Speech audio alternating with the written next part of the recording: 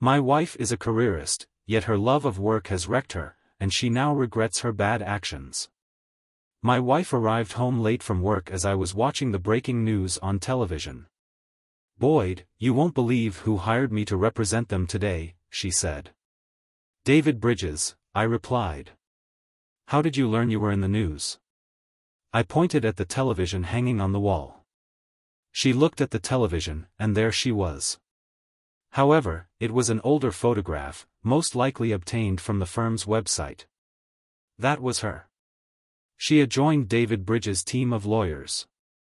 It came as no surprise. Before I urged, she quit working 100-hour weeks. She was one of the best celebrity defense attorneys in the country. I wasn't some primitive guy who was against his wife's career. I just wanted to spend more than a short moment with her every month. It's been 2 years since then. She was representing a senator who was accused of murdering one of his staff members. I sensed his guilt, and I doubt she was totally convinced of his innocence. Nonetheless, she meticulously analyzed every piece of evidence, looking for even the smallest clue to use in his defense. In the end, she was able to get a hung jury for the defendant. The district attorney's decision not to retry him astonished the nation. I presented her with divorce papers during the trial. On the third day, she had spent sleeping in her office. Eventually, she asked me what she could do to save our relationship. I suggested that she quit her employment. Despite being in our late 30s, we were financially secure, with more money than we could possibly spend. And some of our riches came from her clients. I also enjoyed a great career as a radio talk show host. My syndicated political talk show ranked in the top 10 nationally and was #1 in some locations. She agreed to lower her workload to a consulting post and committed to starting a family alongside me. While she listened to the experts debate her client and the possibility of assisting in his exoneration, I cuddled our son, Mikey. The term "get him off" bothered me. It conveyed uncomfortable connotations. I never suspected her of infidelity. She cherished her reputation too much to have extramarital affairs, and she avoided any behaviors that could ruin her image.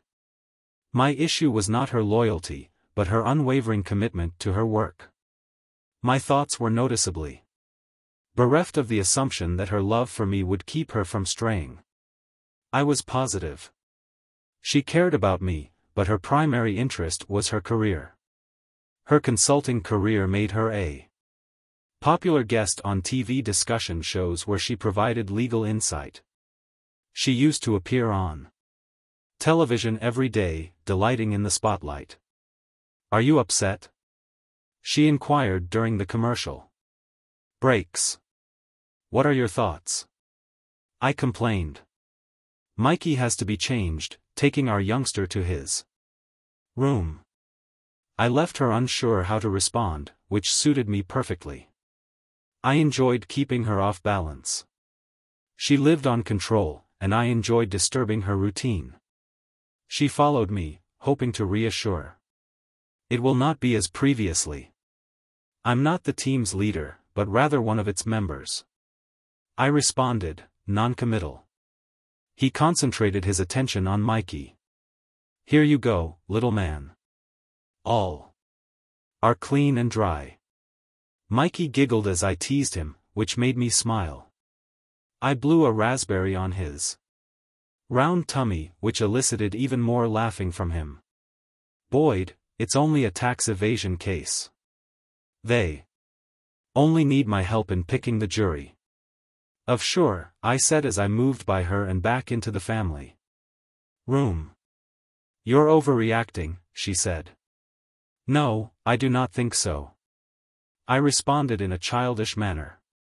"This may be a huge opportunity for us, simply having a name recognition will not suffice."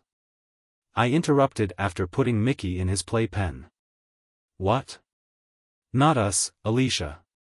This is beneficial for you. But I have a feeling it will be the end for us," she shouted. That is ridiculous. I shook my head and picked up my keys from the credenza. Your food is in the oven, keeping warm. I'm heading to the lounge. David Bridges, our former state governor, received a barrage of criticism after announcing his candidacy for the forthcoming presidential election. Allegations appeared accusing him of failing to disclose millions of dollars in alleged payments from a foreign corporation for unknown reasons on his tax filings. He was also indicted on election interference allegations related to his prior gubernatorial bid. The idea of his trial piqued my interest while I had qualms about my wife resuming to legal practice in the privacy of a sophisticated cigar bar near my studio. I sipped a Davidoff Churchill as fellow customers acknowledged me. Our exchanges were brief, unless explicitly requested otherwise. Despite my star status, my appearance as a regular guest quickly became routine. Boyd, help yourself to some of my scotch. A familiar face offered. His name eluded me. Thank you, I responded, pouring a large drink from his decanter. I saw the news. I thought you would need a heavy drink, he said. You're not wrong, I admitted. Raise an imagined toast before retiring to the quietest section of the room. I inhaled deeply, taking a long drag off my cigarette before gently exhaling. For a second, I wondered if my reaction had been excessive. However, I ultimately confirmed my conviction. I filed for divorce because of her rigorous work schedule during big cases. Only after she agreed to quit did I contemplate reconciling.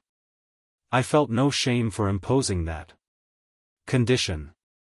She'd had a decade of professional achievement at the top levels and I wanted to start a family while we still could.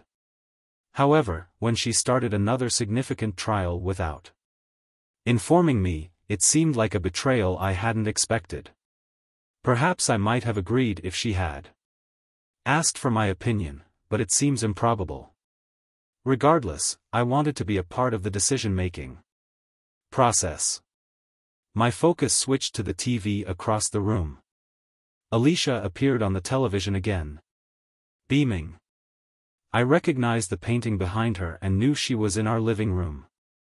I hoped she would start to cry. She devoured those hosts effectively, leading them to assume she had answered their questions without actually telling them what they thought. It was a demonstration of skill. Then one of the hosts, who happened to be a golfing companion of mine, asked, "Will your husband be refiling the divorce paperwork?" "Excuse me," Alicia exclaimed, taken aback. "As a condition of your husband abandoning the divorce proceedings against you, you agreed not to take on any more trial clients. This seems to be a breach of your agreement." I promptly texted him, "I owe you a bottle of Pappy Van Winkle for your surprise question. I can guarantee you that my hubby completely supports my work choices." She was visibly flustered, which I enjoyed. "No, he does not." I interjected openly, provoking laughs from people who knew Alicia as my wife. My phone vibrated a few moments later. "Boyd, I'm Dana Collins from The Times. Do you mind if I ask you some questions concerning your wife's recent actions?" "Hello, Dana. It has been too long. We should meet up for lunch sometime. Maybe even bring you back on the show." "That sounds wonderful. But how about the questions?" "Actually, I'd like to make a statement." Sure, I was caught off surprise and absolutely blindsided. That could easily be the headline for my story. "Is there anything else you would like to share? Perhaps some context?" "As of now, she hasn't addressed those past issues. We're still happy together." "Thank you, Boyd. We'll chat soon." Dana was a popular rising star in the journalistic profession. I'd had her on my show several times. As a favor to her boss, we made a mutually advantageous deal. My phone rang again, so I silenced it. I knew I couldn't find serenity otherwise. The media sharks were circling. Especially given that I was one of their own murderous cannibals. When I entered our bedroom. Later that night, Alicia said, "It will not be the same as before." She looked lovely in her floor-length black satin nightgown. The slit on the left side terminated mid-thigh. And the lace cups barely covered her pink areola. Clearly, it was not meant for sleeping. "It makes no difference whether it is the same or not," I said, attempting to escape my sight. "You understand what's at risk? It is different now. We have Mikey." I chuckled. "If you feel that having a son will stop me from desiring a career-oriented wife, you are mistaken. If you return to your previous habits, you're out. Sweetheart, we're going too far." "I do not want to dispute, Alicia. The time to talk about this was before you accepted the job. We're now coping with the consequences. We'll be okay. You will see. Now get to bed. I want to show you how much I adore you." When she read my comments in the Times the next day, I expected her to be angry. I decided to take advantage of the fact that I have an attractive wife.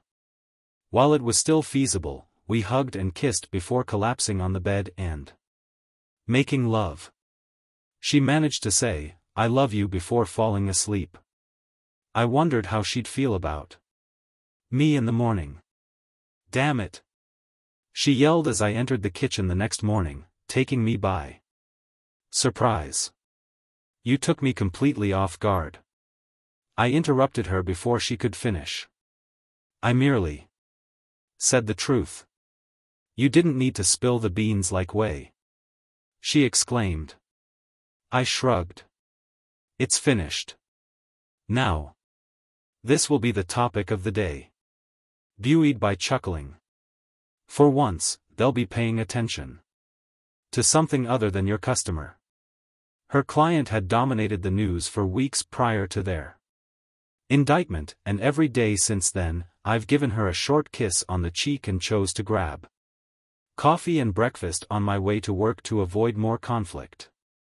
I wondered how long it would take her to get back to her 16-hour work days.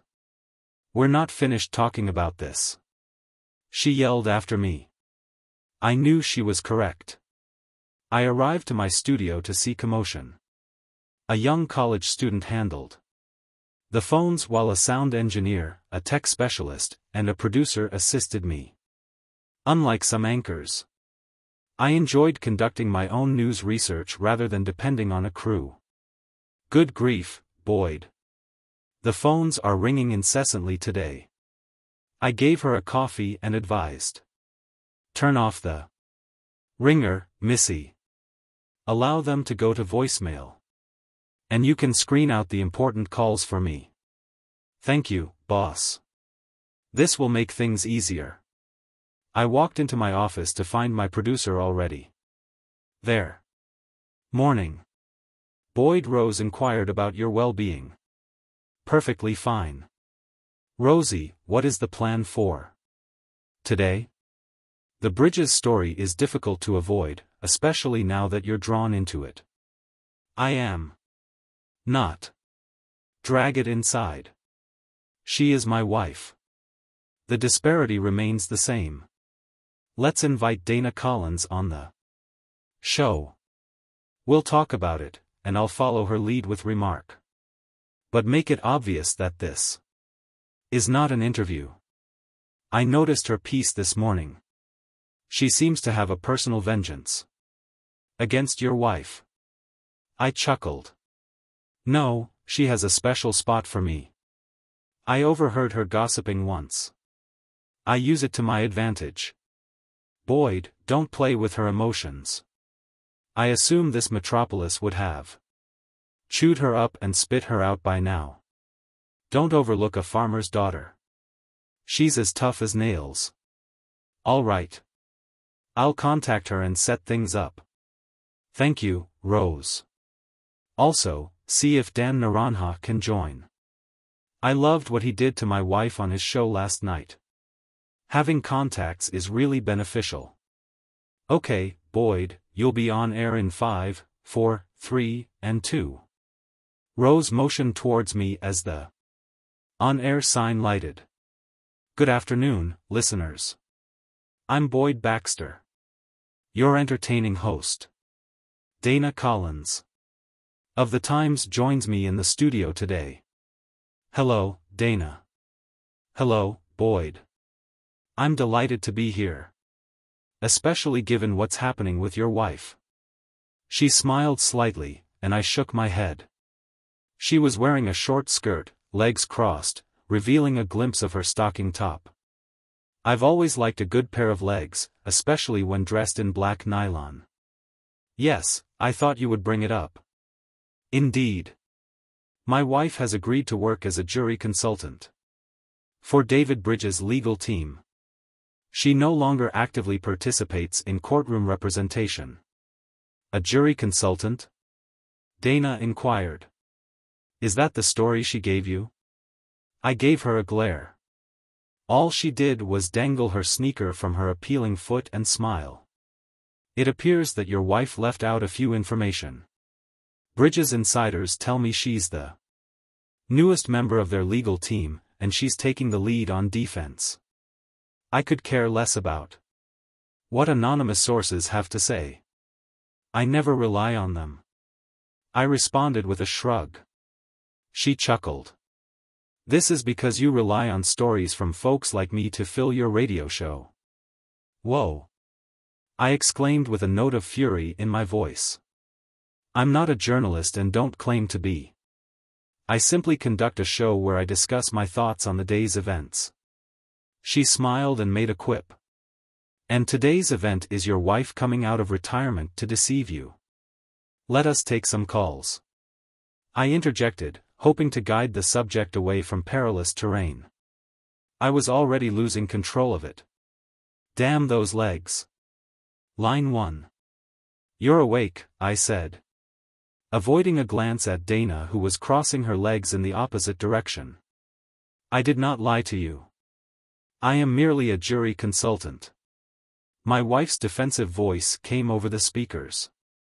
Well, if it isn't my lovely wife, Alicia. Hello, honey. I will be home on time today.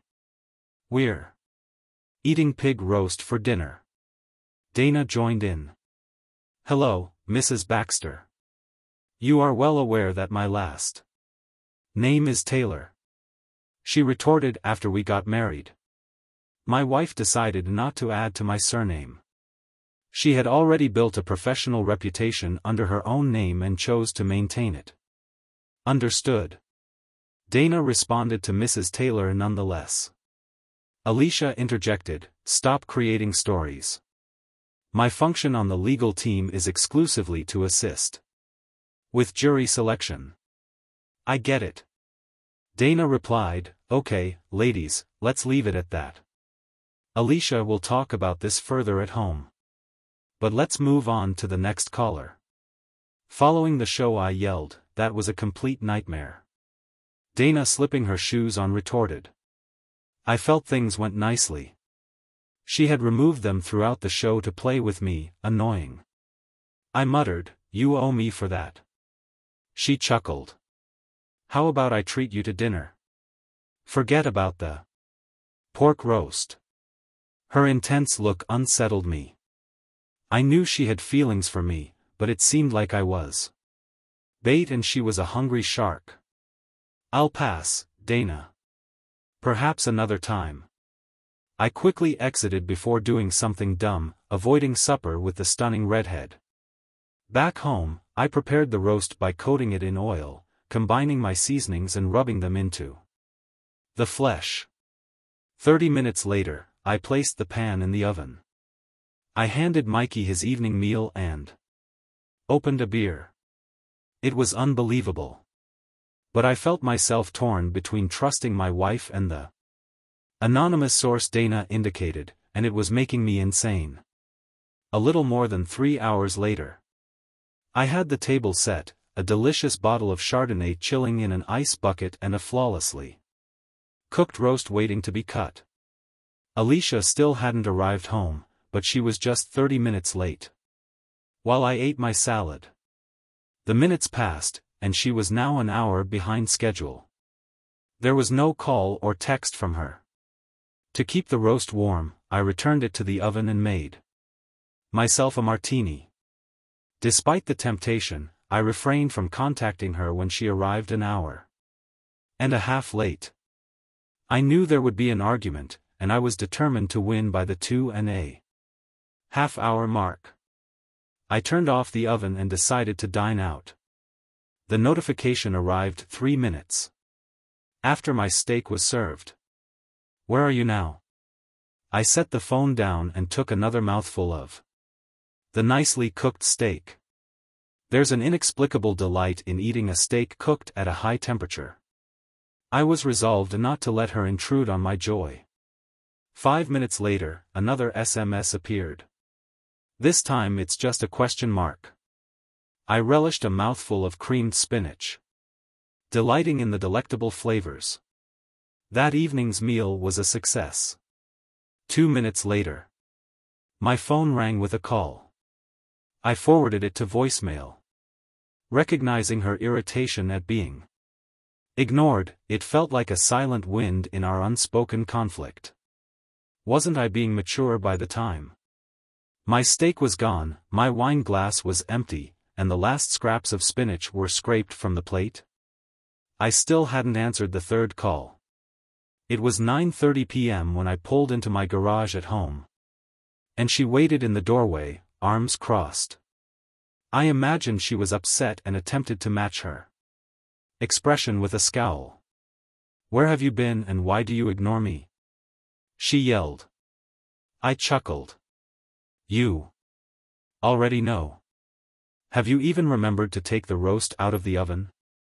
I walked into the kitchen and noticed the roast lying in the pan on the burner. "You haven't eaten?" Typical. "What did you have?" "At work?" "Pizza, Chinese." "Look, things won't always be like this." I don't care what you were doing. I care that you were aware I was preparing dinner for us.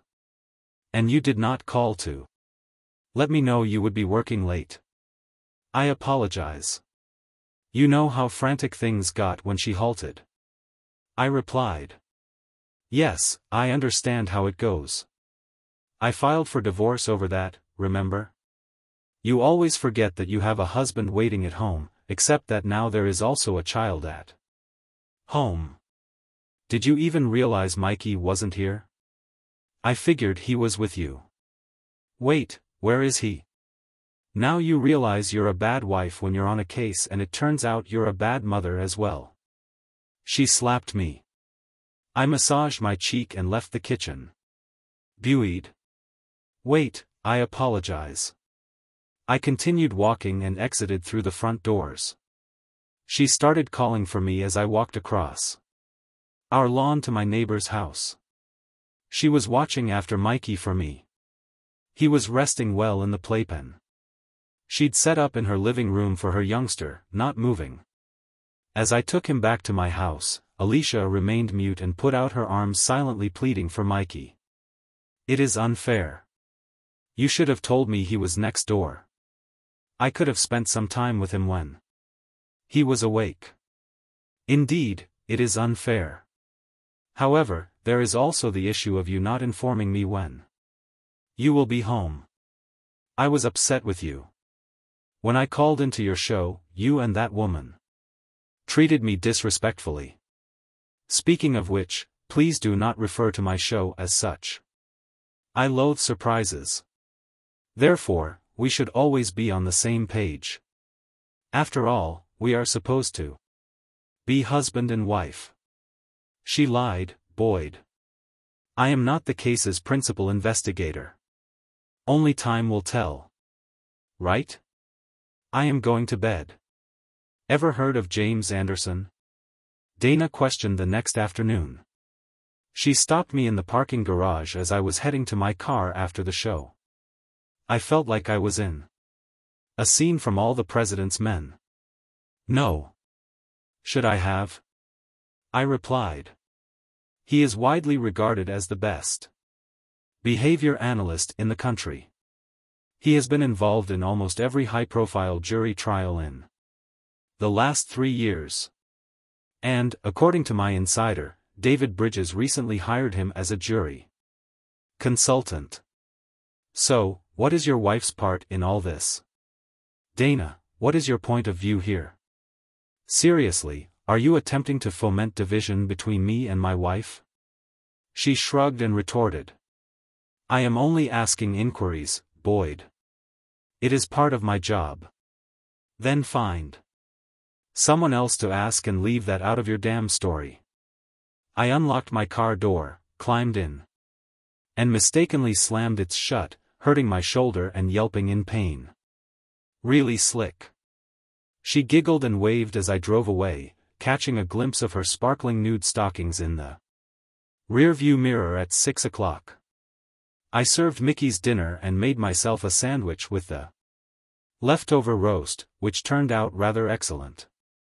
Alicia arrived late again without texting or calling. An hour later she rushed through the garage door. I apologized. I got caught up and was unable to reach out. When exactly did you catch up? I inquired. What do you mean?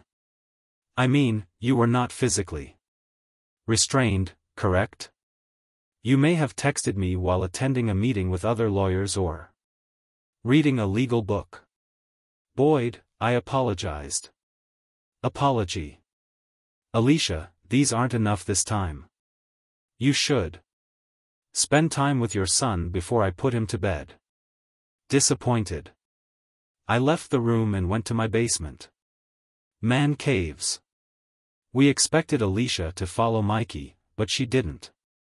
I was looking forward to the clash.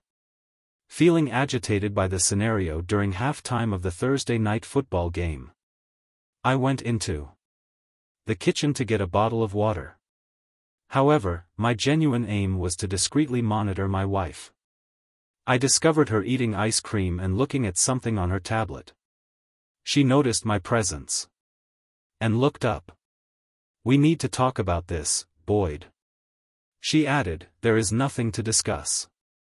You have returned to work. However, you appear to have relapsed to your former behaviors.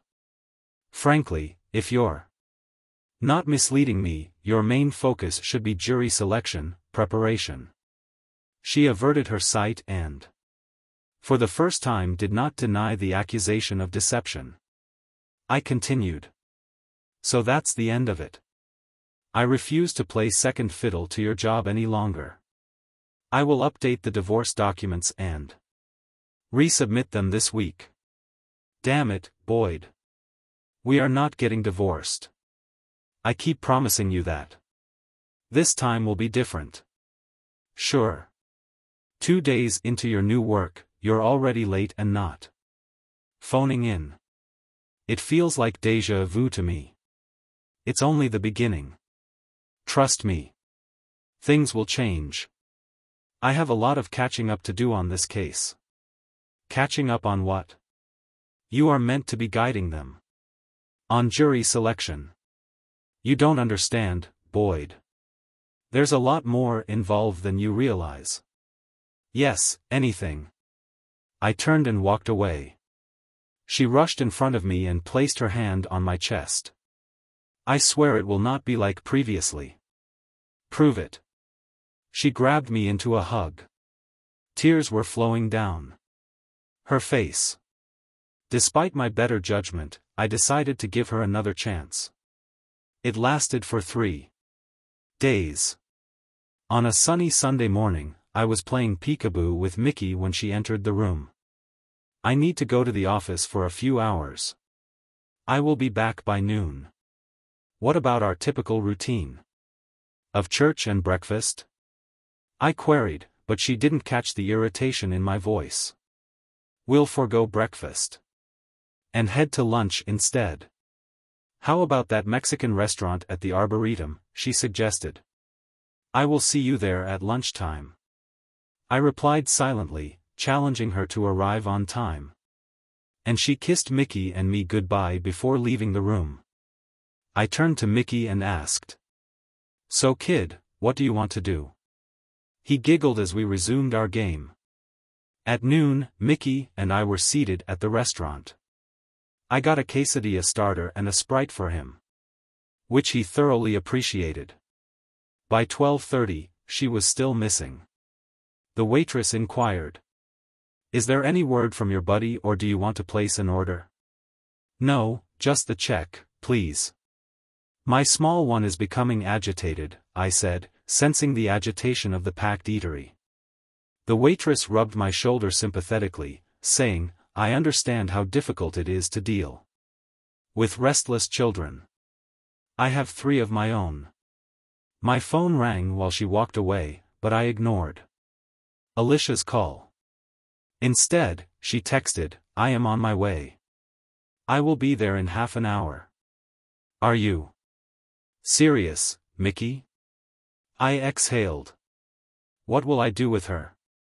Unsurprisingly, he did not answer. I typed my reply. I will not be waiting.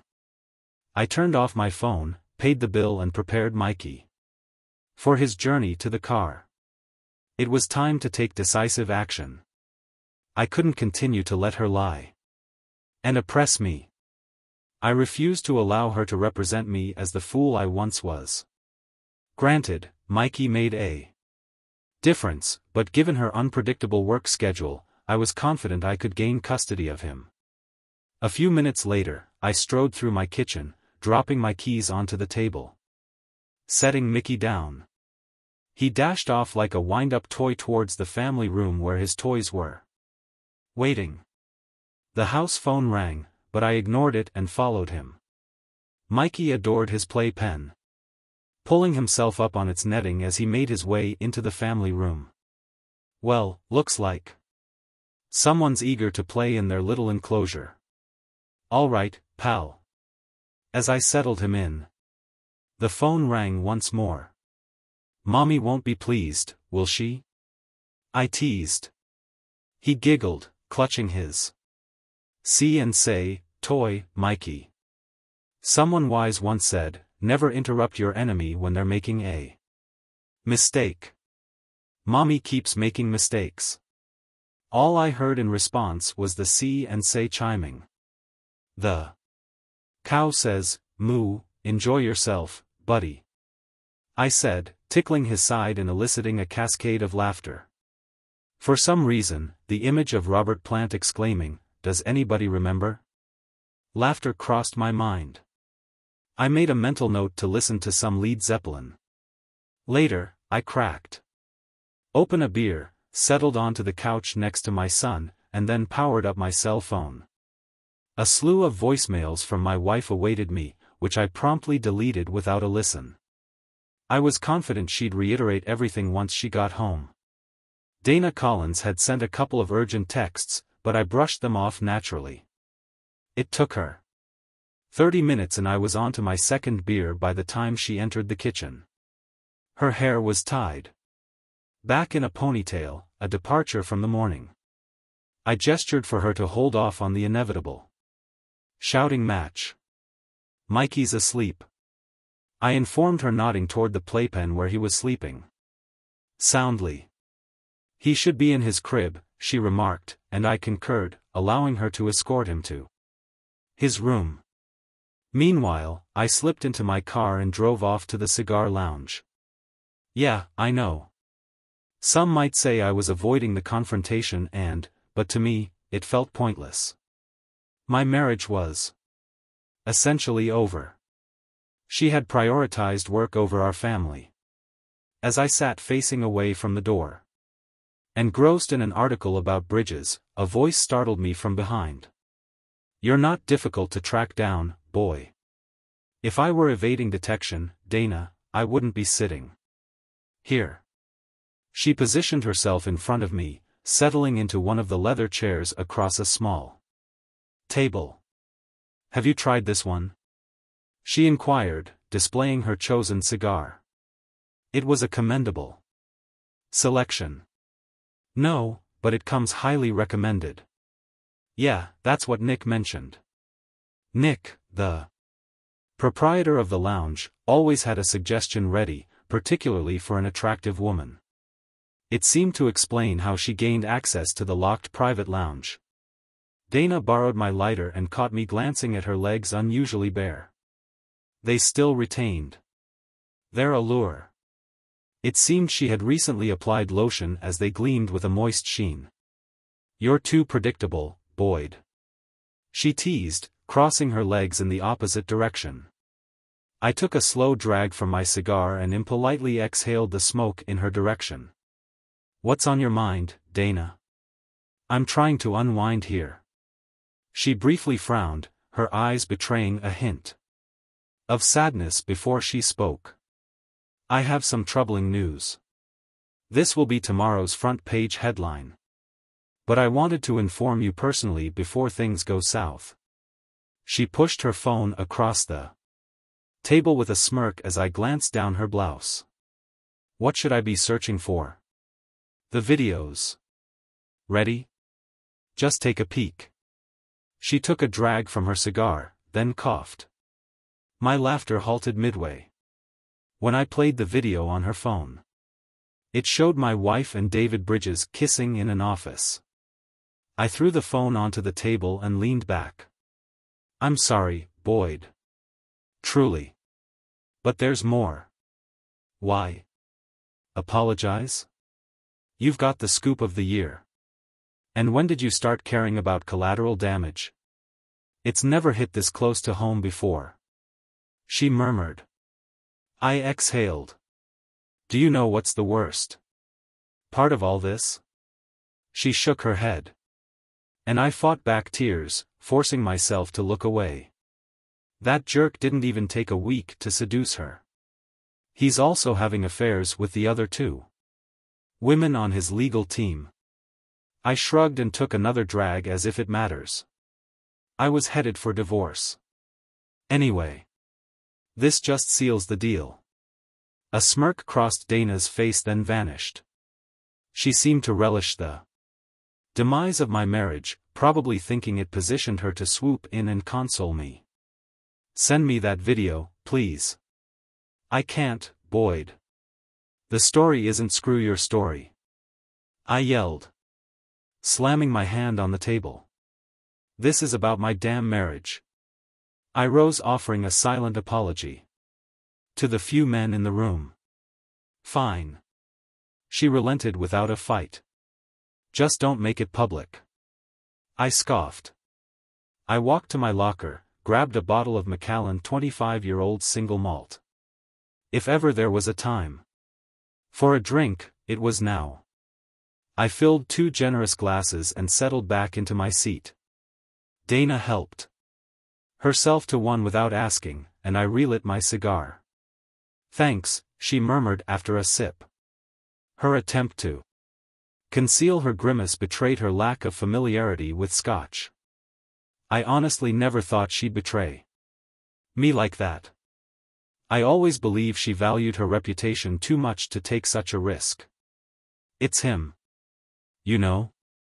He's notorious for chasing after women. We just couldn't gather concrete evidence." "No, it's on her, sleeping with him in his office. Within a week, she was seeking it out." "How did you manage to obtain that video?" "Well, it's a felony to install a camera like that. So let's just say it wasn't me." "Okay, let's call it an anonymous source and leave it at that." Her grin contradicted her words, but I decided not to pursue the matter. "Sure, whatever."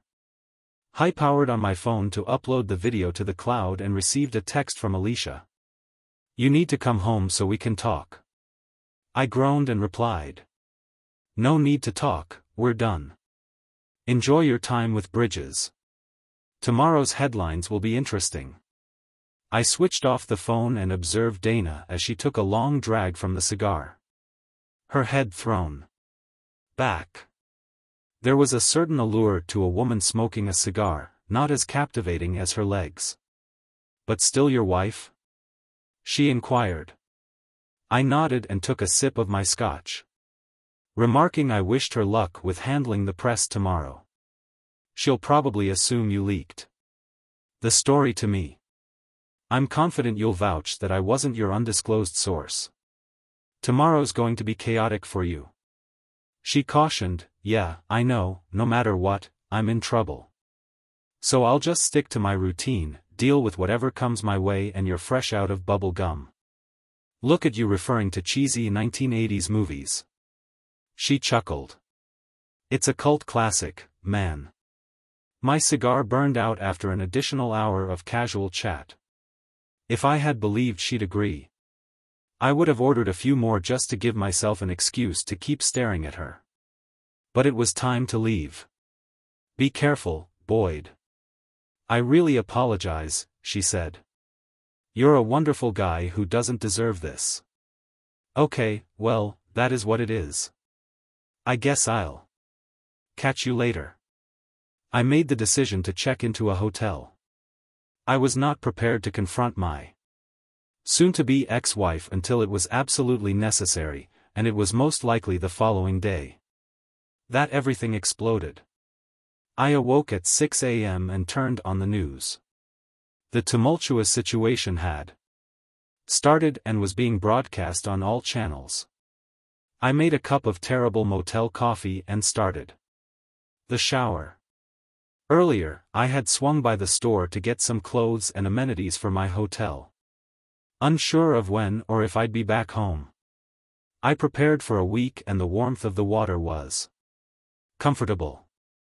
Despite the low water pressure, that was the least of my problems. After I finished showering, I turned on my phone and ignored all of the texts I received. "Rose, I have no live show today. Find a guest host or broadcast a pre-recorded show," she responded. I received the news. "I apologize." The phone rang, and it was Alicia. I ignored it and turned up the television's volume. The anchor made an announcement. "We have breaking news following the Time story that David Bridges was having an affair with his lawyer, Alicia Taylor. A graphic video has emerged. Viewers are cautioned to use their judgment." I saw film of them kissing and him groping her breasts. Fortunately, they finished it there. The co-anchor noted, "This completely contradicts Governor Bridges' claim that he and his counsel were not romantically involved. We attempted to contact Alicia Taylor for comment, but have not received a response." I decided to browse through the messages to see what explanations my wife was making. "What are you referring to here? David and I are not sleeping together. Stop being unreasonable and return home." However, the communications from the following morning revealed a different story. "It's not true. We're not having an affair. Please give me a call. I vow to you that it is not true. I adore you." The subsequent text stated that we merely kissed, implying that she was watching TV. "That's it, and it was a mistake." I shook my head and replied to the message. "I know there is more on that video. We caught you and we're done." She called constantly, but I turned off the phone and watched pundits analyze Bridges and his supposed indiscretions. Surprisingly, they concentrated on him rather than my soon-to-be ex-wife, which was somewhat relieving. I reasoned that if her name was discussed less, so would mine. When I checked my voicemail, I found multiple messages from Alicia, as well as inquiries from news stations, seeking my remarks. I briefly considered appearing on one of the shows to make a statement and face criticism, but I had a better idea. Finally, maintaining silence was in my best interests.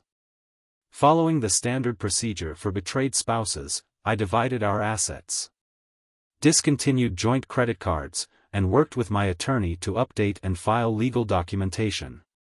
I sought full custody, noting her frequent absence from the family My lawyer felt sure that I had an excellent chance of winning primary custody under a joint arrangement, especially given the proof of the affair, which may potentially avoid the need for counseling or compliance with scheduling requirements in the event of irreconcilable differences.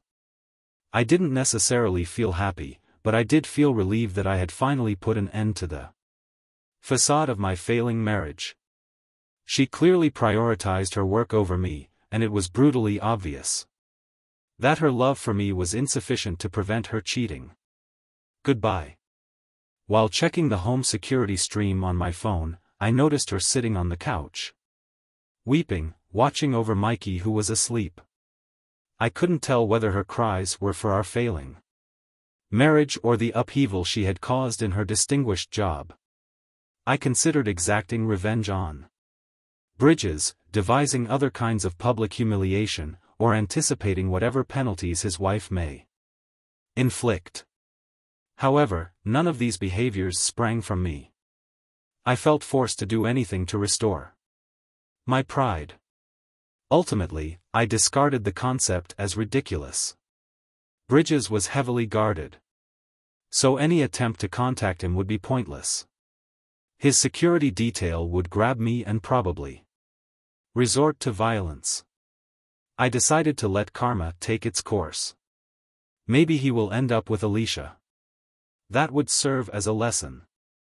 The next day went much like the previous one, except that I had a show to go to. Rose maintained her customary composure, and the mood in the office remained rather peaceful, with the exception of 20 reporters stationed in front of my building. Fortunately, using the door from the secure parking garage allowed me to avoid them and make it to my workplace safely. Rose added that Boyd, your Times acquaintance, has offered to remove your name from the articles if you agree to have Dana on the show again. I threw up my arms in frustration and yelled, "Are you serious? So what is the point? Having her on the show may make matters worse. I can't bring her on without discussing her tale. How are you going to avoid talking about it anyway? It's the most significant story of the year. It's my show.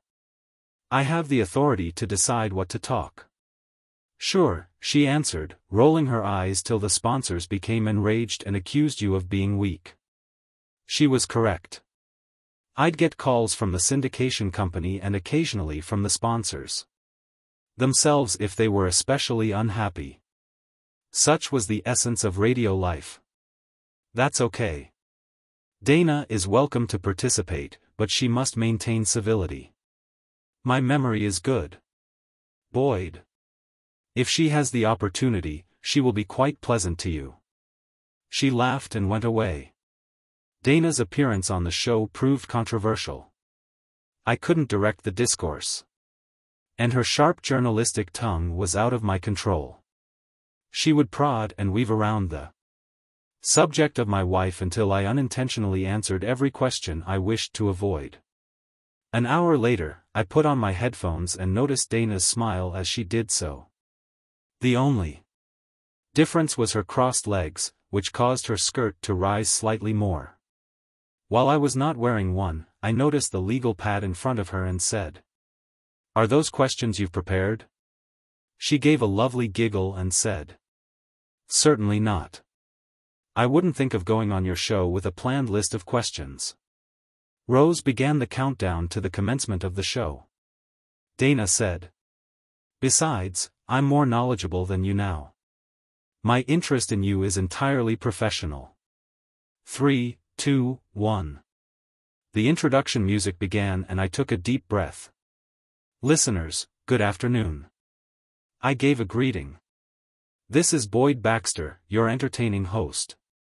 And I'm in the studio with Dana Collins of the Times. How are you doing today, Dana?" "We are doing fine.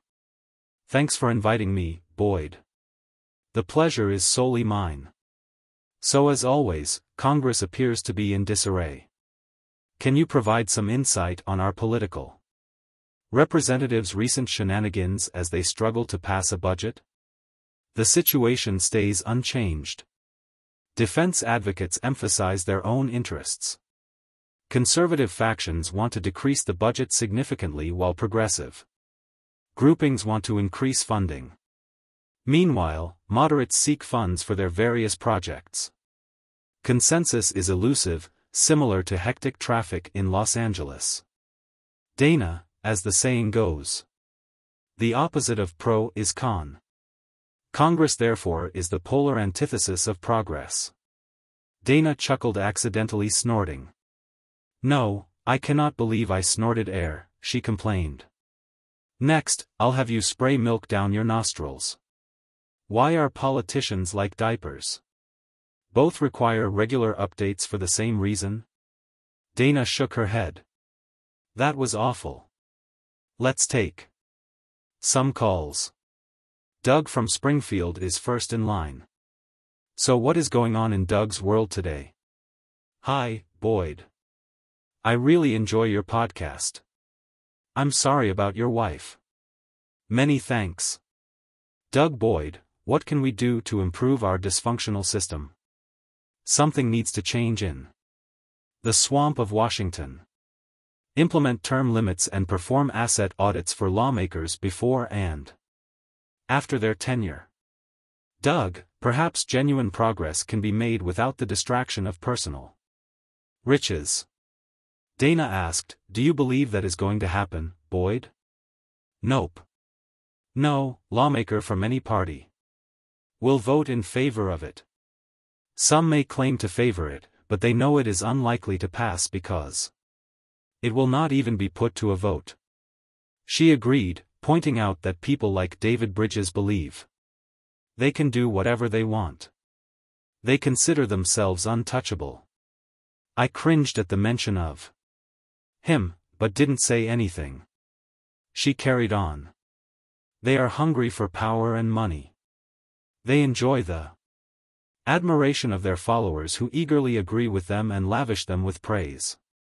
They advocate on moral high ground before getting involved in issues. It's repellent.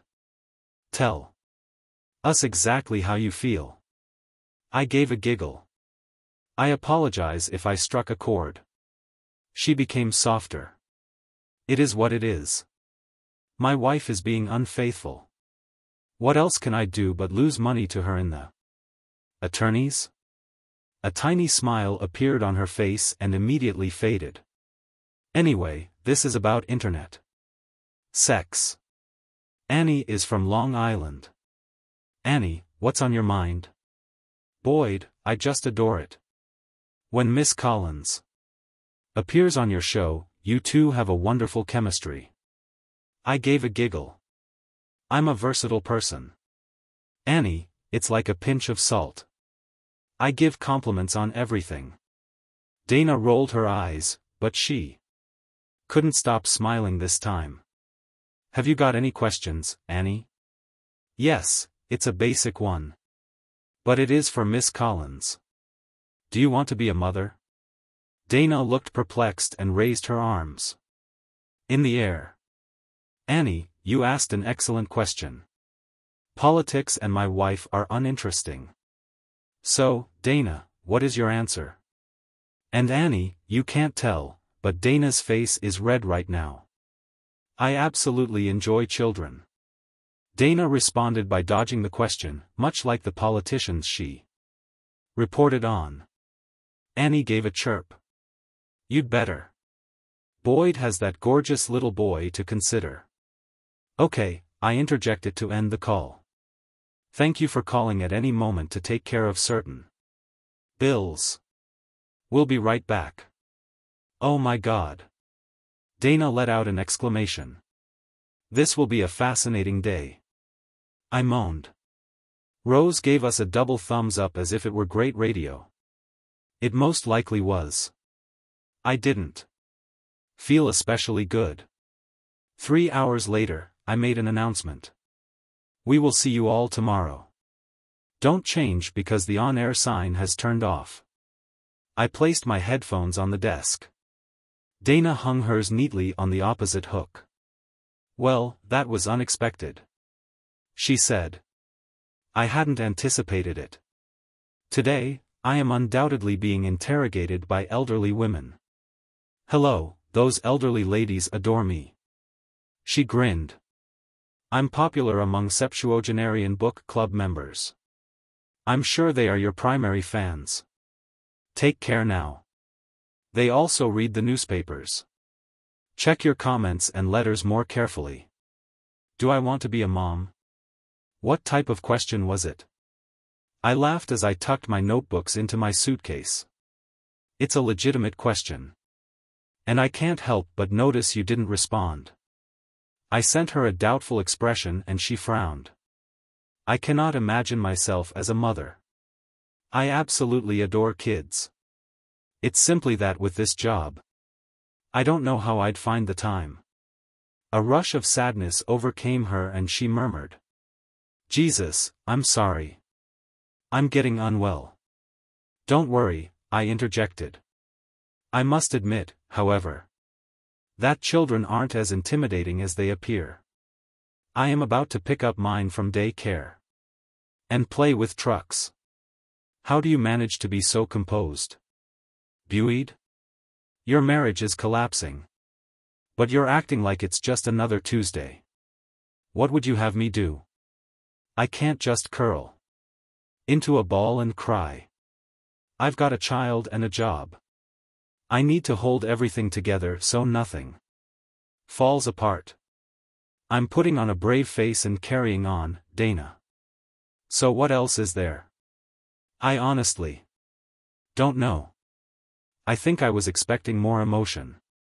I gave a giggle. Emotions are for those who lack strength. I didn't fully believe it. And she saw through me. She caressed my cheek. Her expression shifted to a frown. Forgive me, Dana. I have to go to childcare.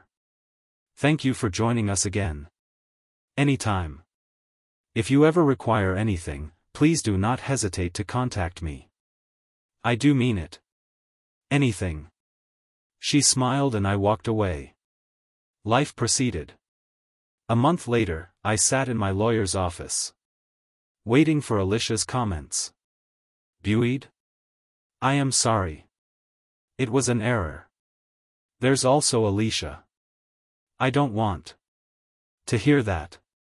If you think our divorce is entirely because you slept with that man soon after meeting him, you're mistaken. Please stay calm. As my tone became more aggressive, my lawyer stepped in. You have an affair. I mean, just your relationship with him is a deal breaker in itself. However, you have reverted to your old practices from when I originally filed for divorce. You are untrustworthy, manipulative, and ultimately chose your job over our marriage and child. That isn't acceptable. You were already aware of this. That is why you did not discuss accepting the position with me. Buoyed? It was only supposed to be jury consultation. I've heard your reasoning, but that wasn't all. Was it? I didn't think so. You got caught up again. To be honest, your rapid engagement with him is like an addiction for you. I'm confident you've cheated on me before. Just sign the paperwork. I'm more than reasonable. I like primary custody. She swallowed back tears. I chuckled and my lawyer said, Miss Taylor, this is a no-go for us. There is no way my client will give up primary custody. Especially given your rigorous work schedule. We are confident that a judge will find it best for Michael's well-being. Damn, Alicia. According to my investigator, you've been working 14-hour shifts all week and haven't even asked to see Mikey since you moved out several weeks ago. Who are you? Trying to fool? She muttered, I love him. I am sure you do, but it appears that you enjoy your job more. You can see him whenever you like. I won't be unreasonable about it. Boy, I do love you. Truly? Yeah, you could have fooled me, sweetie. I left the office only to learn she had signed the paperwork. My marriage had ended. 6 months later, Alicia had Mikey for the weekend, so I found myself in the cigar lounge. "Hello, Nicholas," I greeted as I approached the counter. "How is it going, Boyd? Your box of Monte Cristo number has come. I stashed it in your locker. Thanks. Is today busy?" "Not just a few regulars and a new female member who has just been here a few times." "Cool, see you later." After entering my code, I went into the VIP lounge. The aroma of cedar and lingering cigar smoke filled the air, calming me. I recognized the familiar people and not observing any women went to my locker to fetch my Cuban cigars. "Hi, Boyd. It's been a long time since we last met." I grinned and took an extra cigar. "Hi, Dana. I'm ready to try a Cuban today. I am going to close my locker." I presented her with the contraband. "Thanks," she said, "I've sort of been keeping an eye on you. You're not doing a good job." I chuckled as we sat down. "I am not exactly elusive. You also have my telephone numbers." She scowled as she cut the end of cigar. "I've been feeling a little anxious about it," lighting up with an expensive lighter from her bag. She burned the aged tobacco with caution. I chuckled and exhaled toward the orange halo at the foot of my cigar. "What's got you all nervous?" I inquired. "I'd want to invite you to supper," she admitted. "Come on now." I gave a giggle. The woman who used to flirt brazenly wearing short skirts, crossing her legs and dangling her heels to tease me, now worried about asking me to dinner. That is hard to believe. She shook her head. This is quite nerve-wracking. Many thanks. I nodded. Elated. I've not dated many folks. I was occupied. It was easy to tease you. I've never been shy about using my attractiveness to get what I want from men and on occasion women. I arched my brow in surprise. I didn't realize she was interested in women. Cut it out, perv. I am not attracted to women. Okay, she has the ability to read people's thoughts. Got it. Look, I'm taking a risk here and I don't want to get called out for it. That's okay. She released a column of white smoke, wondering, what's that mean? Yes, I'll join you for dinner. Really? She asked, dumbfounded. Seriously, do you think you're unattractive or something? I teased. No, I don't know. Like I said, I'm not used to dating much. That's okay. Let's finish these and head over to that little Italian place across the street. After dinner, we sat comfortably on my couch with a glass of wine when I inquired. So do you have time to date me now, or am I just a fleeting encounter for you? She chuckled. Haven't you heard? I'm no longer with the Times. I must have missed that. I replied. I'm on TV now. You know the show. You've appeared on it. It's me and a few other ladies on a couch. With a couple of guys. Yes, I enjoy that show. It's like candy for those of us who appreciate legs. I remarked. She laughed. I suppose it can be, although I opted for pantsuits twice last week. In that case, I might have changed the channel. I joked. We shared a laugh and then she teasingly asked, so you're a fan of my legs? Don't pretend to be innocent. You know I love your legs. I retorted. What about my feet? She asked, turning around and placing her feet on my lap. I shrugged and put my glass of wine on the table. You're wearing jeans and socks today. Not your nicest outfit, I teased. I escorted her to my bedroom where she excused herself and went to the bathroom. I took the opportunity to check if there were any protective equipment in my drawer before getting ready. When I settled down on the bed, the room was dimly lit only by a table lamp. My excitement was palpable as I was looking forward to the appearance of a beautiful journalist. She and I indulged in a very cool moment. Will never leave my memory.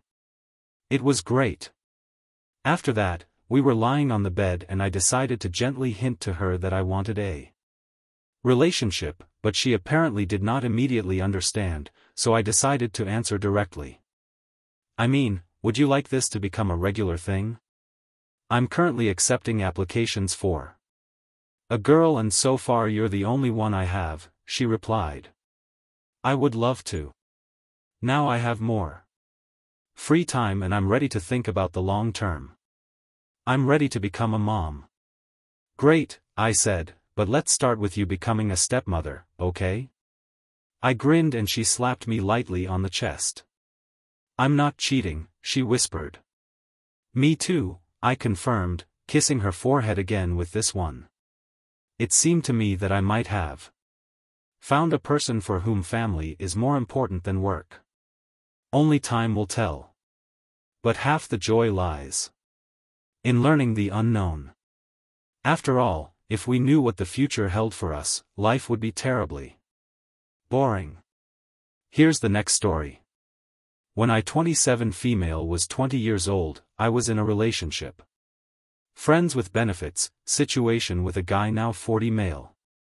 It was messy, we were on and off for almost 5 years. He was always clear, he wasn't ready for a relationship, and I was always clear that I was madly in love with him. Every time I got tired of the situation and wanted to leave, somehow he convinced me to stay because love is free. We have so much time together, he wasn't ready to commit. I asked advice to my sister, now 42 female, and she gave me some crappy advice. Like make him compromise, leave stuff at his place, and basically turn him into a boyfriend until it was too late for him to say no. I never managed to do that because I wanted him to love me as much as I loved him, not trap him. During the last night I spent at his place, he said he wanted to try something more serious with me, talked about some dates he planned, etc., only to ghost me forever. It was hard. This was the first person I loved and he treated me like crap. 6 months passed and my sister came home. We both live with our parents saying she wanted to introduce her brand new boyfriend. She had had tons of boyfriends, but she said this was the one. It was a dinner only with my parents at her home, so I was excluded and expected to go out or chill in my room. The day came and while they were dining, I ordered a pizza. I came downstairs only to find the guy I was with 6 months prior dining with my parents and sister. I was shocked, but paid for my pizza and went to my room again to cry. After dinner was over, I confronted my sister in front of her parents and begged her to not be with him, to be loyal to me, her little sister. There was no way she didn't know who he was. I had showed her pictures of him, his social media, where he worked and even knew where he lived. They never met because he didn't want to meet my family and never introduced his, but she knew who he was and she excluded me from that dinner because she knew. She said they met by chance after we stopped seeing each other. She knew how hard that rupture was. She knew how painful it was to not have even a closure. He just stopped replying. Not even blocking me. Just left me there wondering after 5 years. She knew that during those 6 months I was still hurting. I know it was my fault. I was too naive and thought that if I stayed long enough, he would be ready for the relationship I wanted and would learn to love me. Stupid. I know. She defended herself, saying it was a coincidence and chemistry was there. She loved him and she wasn't going to lose the love of her life. This stuff only happens once in a lifetime. When I was in my early 20s, I would believe that. However, now I know that there are 8 billion people in the world. There's no one love of your life. You could find the love of your life several times if you look for it. My folks sided with her and claimed I should get over it since we never had a meaningful relationship. 1.5 years passed, I had been excluded from several family functions because he would be around in my family things. I'll bring up the negative vibes because I'm still bitter about everything. I have no feelings for him, but I do feel betrayed by my sister and parents. In my opinion, he is now nothing more than a piece of crap. My sister is now 6 months pregnant. My parents have lavished her with attention due to her young age. She is still living at home and plans to move in with him about 2 months after the baby is born. Then they plan to marry. In my culture, it is normal for a woman to give birth and return to or stay with her mother so that the mother can care for the baby for the first few months. A week ago, my sister's friends hosted a surprise baby shower. I happened to be at home and tried to communicate with them. I don't know why, maybe because my sister and I were too close in the past, and I'm down. We're no longer friends, but her friends pretended I wasn't there and only responded with yes. No, silence is also an option, as if I was the one who made this mess.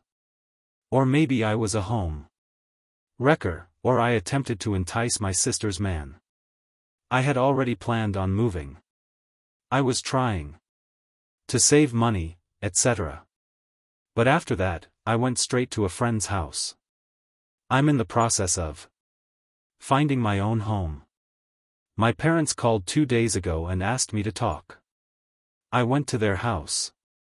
And they told me that the diamond earrings my grandmother had left me would be given to my sisters. These earrings have been passed down through 4 generations of my family. And before she died, my grandmother promised that the earrings would be mine, and my sister would receive a gold necklace. Grandma entrusted the earrings to my parents. There was no will. Nothing. She simply asked that I receive it when I was old enough to appreciate and care for a family heirloom. Now, my parents believe that because my sister is getting married first and has grandma's first great-grandchild, she should have it. I'm very angry right now.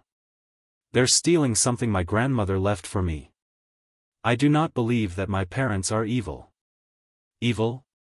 I believe they were concerned that my sister would not marry because of her age.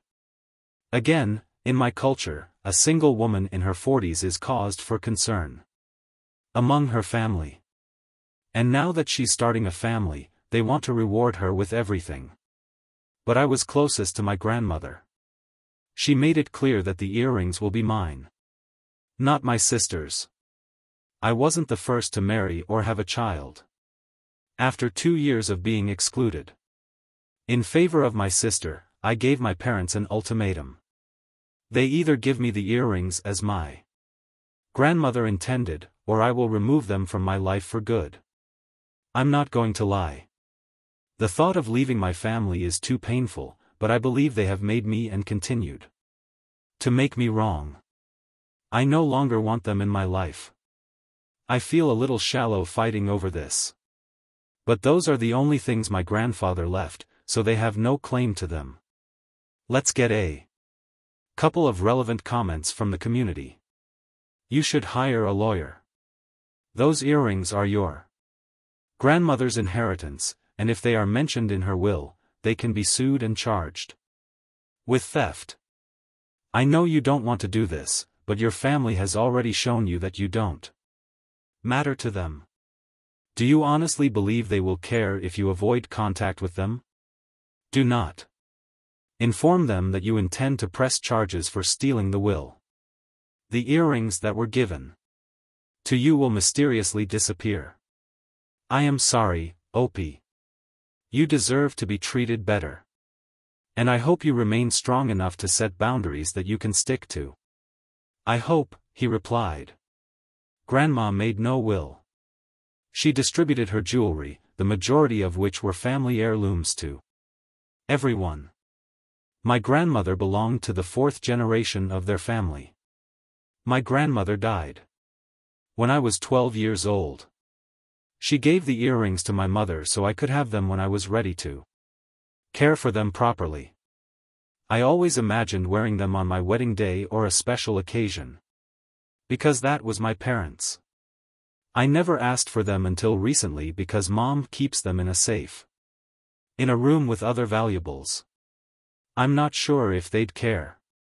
I think they don't believe they're doing anything wrong. I am handing her the earrings, the sister who was expecting Grandma's first great-grandchild.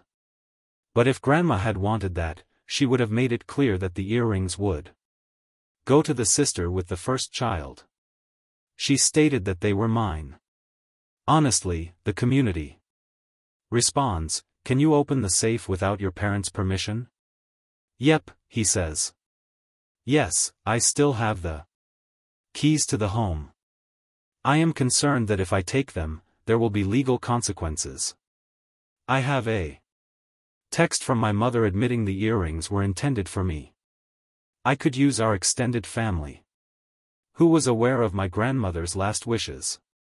But I doubt it will be enough. One more comment from the community. Please keep the text. Take the earring. Then leave. There was no contact and no explanation was provided. They are well aware that the reason you are contacting your family is that they are not good people. And you are not obligated to keep them in your life in order to speak with your sister about some guy who was not the best guy out there. And for her to date this guy who was mistreating her sister in such a way clearly indicates that she does not care about you very much. Not just that, but the earrings. If you were promised them, they should rightfully be yours. They don't belong to your sister. And just because she's now dating the man you were hoping to be with doesn't mean you should be excluded from family gatherings. They appear to have already removed you from the situation. He does not appear to have much else for you to do. Update. Although this is 5 months old, I continue to receive messages asking for an update. Yes, I have the earrings. After I posted, I went to my parents' house, opened the safe, removed the earrings and left. Then I went back, told my parents that I needed time to process things and be myself and handed over the keys to their house. So I decided to leave for good.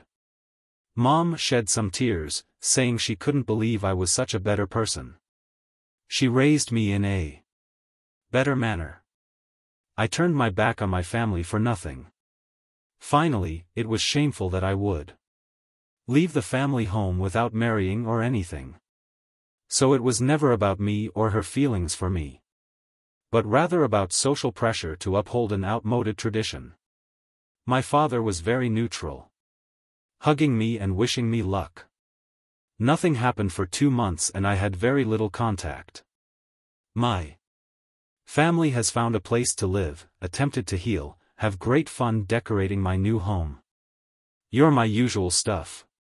Then everything occurred at once. My sister and mother never contacted me during that 2-month period. Only once a week my father texted me, asking how I was and wishing me well. Then my sister, boyfriend's future husband, who is also my ex, started following me on Instagram. I found it odd, but after all he's my sister's boyfriend's father, my niece, my future brother-in-law, and my ex-friend with benefits. Then he started liking my stories, responding to them with heart emojis and looking good. It happened 3 times. Maybe when I received a voicemail from my mother calling me names for pursuing a man I knew was engaged. There was some kind of vengeance for my poor sister, whom I was causing so much stress. Her blood pressure was astronomically high. I was a careless femme fatale and she raised me better. Later I learned that a cousin of my sister's took her fiancé's cell phone and discovered several conversations with various women, including his attempts to contact me. So of course, she went to my mother, crying about me attempting to steal her fiancé. To be honest, it was all a mess. Less than a week later I received another voicemail from my mother asking where the F were. The earrings she wore while caring for them and when she couldn't find them. I realized it was me. She said I was a thief. What a disgrace. They dishonored me and told me they no longer considered me family. They considered me dead, and if possible she will file a lawsuit against me for theft. I had no choice but to block her, my sister, and other family members who sided with them. My father later texted me to tell me that my mother had gone insane and that they would not pursue legal action. By the end of last month my cousin texted me to say that my sister had given birth to my niece. I know I should not have done it, but I did. I went to the hospital wearing my beautiful and fancy earrings and carrying a gift. Of course I was kicked out, but the experience was worthwhile. I have no plans to see them ever again. Well, maybe my father and cousin. There's a lot of gossip. Alternatively, that girl could have told me my sister is getting married in May, so she will live happily ever after, but I'm also having my best life right now. Thank you for taking the time to hear this story. If you enjoyed this essay, please like it and subscribe if you have not already. If you have a story to tell about your own or another person's situation, please do not hesitate to contact me. Please take care.